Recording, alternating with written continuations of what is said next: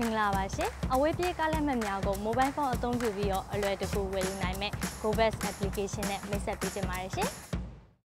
GoBus application ကိုအသုံးပြုပြီးတော့တွားရောက်နိုင်မဲ့ခရီးစဉ်နေတိုင်းတို့အပြင်မိမိစိတ်ကြိုက်ထိုင်ကုန်နေရာများကိုပါရွေးချယ်နိုင်ပြီဖြစ်ပါတယ်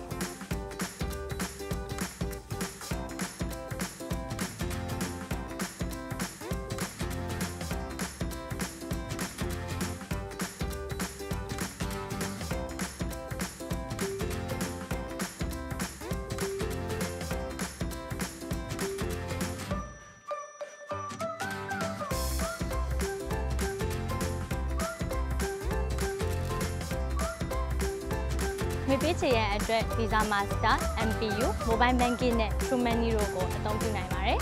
။အသေးစိတ်သိလို့ပါကဒီဖုန်းနံပါတ်ကိုဆက်သွယ်မြင်နိုင်ပါတယ်။ကျေးဇူးတင်ပါတယ်